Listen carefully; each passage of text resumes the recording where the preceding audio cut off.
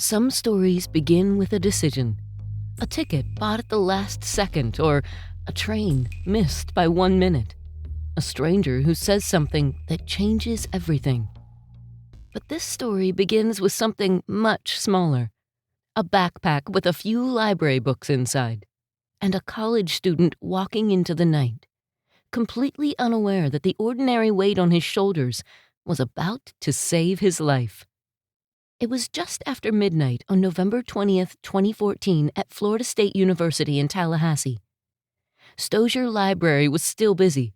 Students were inside studying late, finishing assignments, and trying to get through another long college night. One of those students was Jason Derfuss. He had just checked out a few books for a research project. There was nothing unusual about it. He found what he needed, put the books in his backpack, and left the library. As Jason stepped outside, he heard something behind him. At first, his mind tried to explain it away. Maybe it was a firecracker. Maybe it was some kind of harmless noise echoing across campus. Then he saw what was really happening. A gunman was outside the library. In an instant, the calm of a late-night study session turned into fear and confusion. Students ran for cover. Others barricaded themselves inside the library, pushing tables and furniture against the doors. Police were called, and sirens soon filled the campus. Jason ran. He got to safety and called 911. At that point, he believed he had escaped the danger. He was terrified, but he thought he was unharmed. And for hours, that is what he believed. He did not feel anything hit him. He did not know he had been in the path of the first shot. He had no idea how close he had come. Later, back at home, Jason began going through his backpack. That was when he saw it. The books he had checked out just minutes before had bullet holes in them. The bullet had passed through his backpack and into the books. It tore through one book, then another, before finally stopping inside a theology book. Only then did Jason understand what had happened.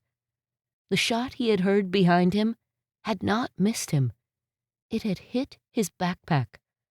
Those library books, the ones he had picked up for a research project, had been sitting in exactly the right place at exactly the right moment.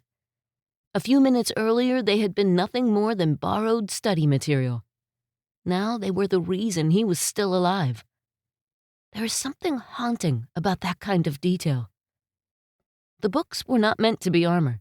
They were not meant to protect him from anything. They were just books. And yet, in one terrible moment, the ordinary became extraordinary. The gunman, later identified as a former FSU student, injured 3 people before police stopped him. Hundreds inside the library survived a night they would never forget. Jason survived too, but he survived with proof in his hands. A bullet lodged inside a book. A visible reminder that life can turn on the smallest object, the smallest delay, or the smallest decision we barely notice at the time.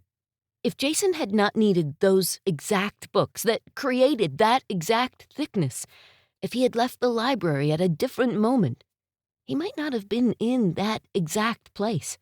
If the books had shifted just slightly, the story could have ended another way. That is the strange power of this story. We often imagine fate as something dramatic, a warning, a miracle, or a hand reaching out from the dark. But sometimes, fate is much quieter than that. Sometimes, it looks like a library book checked out for a research project. Or sometimes, it's the weight on your back that turns out to be the thing standing between you and tragedy. Jason later said he was thankful to be alive. How could he not be? Because on that night, a student walked away from danger without realizing something had already protected him. It wasn't a shield or a plan. It wasn't anything he could have expected. It was a borrowed book, checked out just minutes before. Thanks for listening to Twist of Fate Radio. I'm Angela Clark. Curious how fate works? Find more twists and share your own at twistoffateradio.com.